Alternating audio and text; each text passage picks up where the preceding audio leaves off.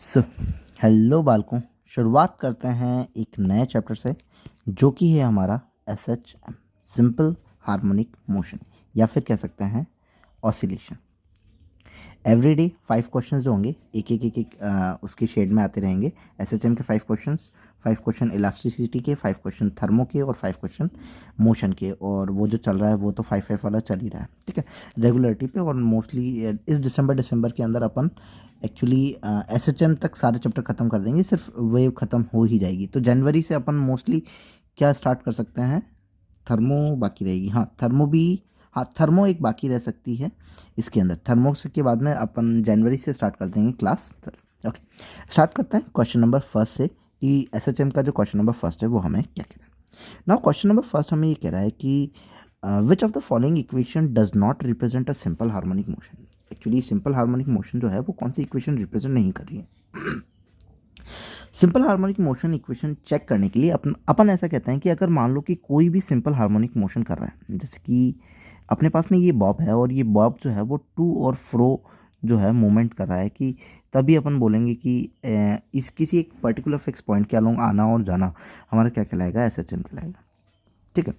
तो अगर ये जो होता है इसमें अपन कहते हैं कि हमारा जो फोर्स होता है वो डायरेक्टली प्रोपोर्शनल होता है किसके, माइनस ऑफ डिस्प्लेसमेंट के, ठीक है। और प्रोपोर्शनिटी का साइन हटाते हैं तो हम कहते हैं कि फोर्स जो होता है वो क्या होता है, माइनस ऑफ के एक्स। के जो होता है वो हमारा कांस्टेंट होता है। और हम ये कहते हैं कि डिस्प्लेसमेंट के साथ साथ में, जैसे कि मैं एक्स में बढ़ता जाऊंगा तो डिस्प्लेसमेंट के साथ साथ में मेरा रीस्टोरिंग फोर्स जो है वो भी क्या करता जाएगा, बढ़ता जाएगा। सर रीस्टोरिंग क्यों फोर्स, क्यों? क्योंकि एक्स में अगर इधर बढ़ रहा हूँ तो फोर्स की डायरेक्शन जो होगी वो इधर लगी जा रही है। मतलब कि अगर मेरा एक्स इधर है तो मेरा फोर्स किधर लगे जा रहा है, इधर लगे जा रहा है, मतलब कि रीस्टोर होते जा रहा है, ठीक। तो नॉर्मली जो इक्वेशन होती है वो अपन क्या कहते हैं, F is equal to minus of K x होती है। एफ को हम क्या लिख सकते हैं, एफ को हम लिख सकते हैं M A is equal to minus of K x, और एक्सेलरेशन को लिख सकता हूँ मैं माइनस के बाय एम। नाउ एक्सेलरेशन को और क्या लिख सकते हैं, एक्सेलरेशन को लिख सकते हैं double differentiation of x with respect to time. D भाई सही बात है कि एक्स का एक बार डिस्प्लेसमेंट करोगे वेलोसिटी आएगा, वेलोसिटी को एक बार और डिस्प्लेसमेंट करोगे तब जा करके क्या आएगा, तुम्हारा एक्सेलरेशन आएगा। तो मतलब डबल डिफरेंशिएशन कर रहे हो एक्सेलरेशन के लिए। और ये वाला जो साइन है वो माइनस का के एक्स इधर चला जाएगा तो के एक्स बाय एम आ जाएगा इज इक्वल टू में, और ये हो जाएगा क्या हो जाएगा, जीरो हो जाएगा। अब ये वाली जो नॉर्मल इक्वेशन है वो हमारी इक्वेशन है किसकी, एस एच एम की। एस एच एम की इक्वेशन जो है वो ये है। ओमेगा स्क्वायर जो होता है उसे हम कह देते हैं के बाय एम। तो ये जो के बाय एम है वो हमें किसको शो करेगा, हमारे ओमेगा स्क्वायर को शो करेगा। और एक्चुअली में अगर मैं इसको ओपन करना चाहूँ तो double differentiation of with respect to D T is equal to minus of, मैं ओमेगा स्क्वायर ही लिख सकता हूँ और एक्स।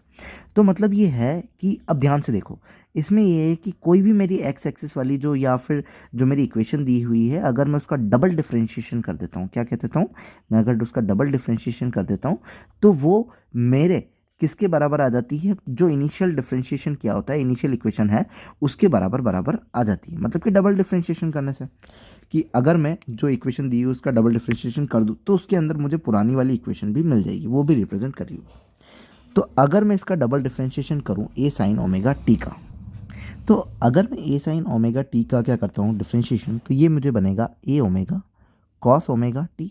और फिर से मैं एक और बार डिफरेंशिएशन करूँगा तो minus of A omega square sine omega T बनेगा। तो ए साइन ओमेगा टी मेरा पहले वाले को शो कर रहा है, हाँ सर, तो ये तो एस एच एम है। B cos omega T, B cos omega T में भी करेगा। बी कॉस ओमेगा टी में अपन क्या कह सकते हैं कि ये जो हो जाएगा क्या बन जाएगा, minus of A omega sine omega T बन जाएगा। और यहाँ पे अगर मैं फिर से डिफरेंशिएशन करूँगा तो minus of A omega square cos omega T बन जाएगा। तो ए कॉस ओमेगा टी आ गया, तो हाँ सर ए कॉस ओमेगा टी भी आ गया। तो ये सारी चीज़ें सेटिस्फाई हो जाएगी।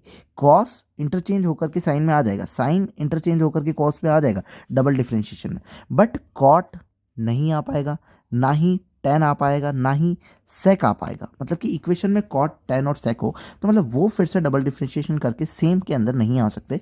इसीलिए हमारा ऑप्शन नंबर कौन सा हो जाएगा, थर्ड, कि थर्ड जो है वो सिंपल हार्मोनिक की मोशन की इक्वेशन नहीं है, ठीक है। सिंपल है, नॉर्मली डबल डिफरेंशिएशन करो, उसका जो डबल डिफरेंशिएशन है वो पहले वाले डिफरेंशिएशन के एग्जैक्ट मतलब कि इक्वल में आ रहा होगा, तो वो क्या कहलाएगा, अपना एस एच एम कहलाएगा। ना second, for a particle executing SHM, एक मान लो कि कोई पार्टिकल जो है वो एसएचएम कर रहा है एक्स एक्सिस के along, so force acting on it is given by, force कैसे एक्ट करता है ये अपन ने लिखा हुआ है, फोर्स कैसे एक्ट करता है माइनस ऑफ के एक्स, मतलब कि रीस्टोरिंग फोर्स जो होता है माइनस ऑफ के एक्स के हिसाब से चलता है। तो हम ऑप्शन नंबर क्या दे देते हैं, फर्स्ट दे देते हैं। नो, ऑप्शन नंबर थर्ड की बात, तो फर्स्ट ऑप्शन हो जाएगा। Now question number third, the equation of motion of a particle executing SHM where the letter by using mean, तो ये रही इक्वेशन ऑफ एसएचएम, ये रही equation of SHM, d square by d x minus of k m by t, minus of k by m और x, तो हाँ के by M x minus में चल जाएगा, अगर पूरी इस इक्वेशन को मैं उस साइड भेज दूँ तो ये माइनस में चल जाएगा, तो ऑप्शन नंबर फर्स्ट ही हो गया। सेकंड को चेक कर लेते हैं, सर सेकंड वाले में तो यहाँ माइनस में आना चाहिए, ठीक है, तो ये गलत हो गया। Sir D x square omega square नहीं है तो ये गलत हो गया, और ये ऐसा नहीं है तो ये गलत हो गया, सो तीनों ही गलत हो गए, तो ऑप्शन नंबर फर्स्ट ही बचा, ठीक है ना। फोर्थ की बात करते हैं कि फोर्थ वाला क्या कह रहा है, the equation of motion of a particle executing this is this at the time period of the particle will be, time period बताना है कि भाई टी क्या है, टी बताने के लिए तुम मोस्टली ओमेगा ढूंढ लो कि ओमेगा क्या है। सर हमें ये पता है कि D square x by D T square plus x by K, और मैंने तुम्हें बताया हुआ है कि ये जो ओमेगा स्क्वायर है, वो जो ओमेगा स्क्वायर है वो किसके बराबर होता है, के बाय एम के बराबर होता है, मतलब एक्स को छोड़ दो जो बचा वो क्या है, ओमेगा स्क्वायर है, एक्स को छोड़ दो जो बचा मतलब क्या बचा, सर वन बाय के बचा, वो किसके बराबर है, ओमेगा स्क्वायर के बराबर है। ओमेगा क्या होता है, सर ओमेगा जो होता है वो तो टी पाई टी अपॉन में two pi, omega equals to two pi by T होता है, ठीक है, तो sir two pi by T, और तुम्हें स्क्वायर करना है क्योंकि ओमेगा स्क्वायर है, तो ये हो जाएगा four pi square by t square, so one upon k is equal to four pi square by t square, so t जो हो जाएगा वो फोर पाई स्क्वायर के का रूट हो जाएगा, और इसमें से अगर मैं बाहर निकालना चाहूँ तो टू पाई स्क्वायर रूट के हो जाएगा, तो टाइम पीरियड जो है वो हमारा क्या हो जाएगा, two pi sorry pi square नहीं सिर्फ पाई रह जाएगा, टू पाई रूट के, तो ऑप्शन नंबर कौन सा हो जाएगा, फोर्थ हो जाएगा, सिंपल है no. A particle of mass m is executing SHM if amplitude and frequency f. Find the value of force constant. Force constant की वैल्यू चाहिए, दैट मीन्स कि f is equal to minus of K x, तो k जो है उसकी value चाहिए, ठीक है। सो यहाँ पे हमें पता है कि हमारा जो ओमेगा स्क्वायर होता है वो क्या होता है, k बाय एम होता है, ठीक है।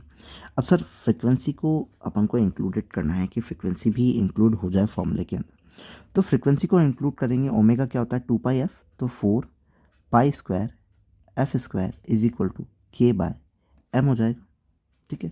और अगर मैं इस एम को कहाँ भेज दूँ, ऊपर भेज दूँ, तो four pi square M F square is equal to K constant आ गया हमारा। सर बात तो सही की, तो four pi square M F square, तो अपना ऑप्शन नंबर कौन सा हो जाएगा, फोर्थ हो जाएगा, जहाँ पे ये इंक्लूडेड है, हमारा के कांस्टेंट जो है वो आ चुका है। नॉर्मली ओमेगा स्क्वायर जो होता है वो के बाय एम के बराबर होता है, तो हमें इक्वेशन अच्छे से समझ में आ गई है कि नॉर्मली जो इक्वेशन होती है वो फोर्स के inversely directly proportional of x होती है, मतलब ये रीस्टोरिंग फोर्स के होती है। जैसे कि जैसे डिस्प्लेसमेंट जाते जाते हैं तो रीस्टोरिंग फोर्स जो होता है वो उल्टी डायरेक्शन में बढ़ता जाता है, और इसकी मेन इक्वेशन ये रहेगी और ये रहेगी।